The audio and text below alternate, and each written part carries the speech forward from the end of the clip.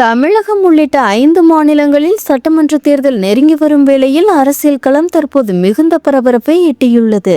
வழக்கமாக மே மாதத்தில் நடத்தப்படும் தேர்தல் இந்த ஆண்டு கோடை வெயிலின் தாக்கத்தை தவிர்ப்பதற்காக ஒரு மாதம் முன்னதாகவே, அதாவது ஏப்ரல் மாதத்திலேயே நடத்தி முடிக்கப்பட வாய்ப்புள்ளதாக தகவல்கள் வெளியாகியுள்ளது.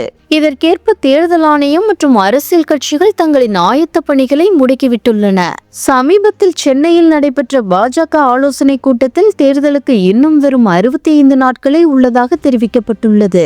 இதன்படி பார்த்தால் மார்ச் மாதத்தில் தேர்தல் குறித்த அதிகாரப்பூர்வ அறிவிப்பு வெளியாகி ஏப்ரல் 3வது வாரத்திலேயே வாக்குப்பதிவு நடைபெறக்கூடும் என்று எதிர்பார்க்கப்படுகிறது. அரசியல் கட்சிகள் தங்கள் தொகுதி பொறுப்பாளர்களிடம் களப்பணிகளை தீவிரப்படுத்த அறிவுறுத்தியுள்ளதால் தேர்தல் களம் இப்போதே சூடுபிடிக்க தொடங்கியுள்ளது.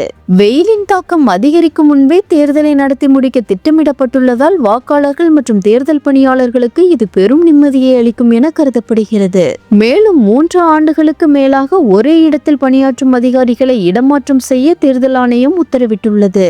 தேர்தல் பணிகள் இறுதிக்கட்டத்தை எட்டியுள்ளதை இது உறுதிப்படுத்தியுள்ளது. அடுத்த 2 மாதங்கள் தமிழக அரசியலில் மிக முக்கியமான காலகட்டமாக அமையும் என்பதில் ஐயமில்லை.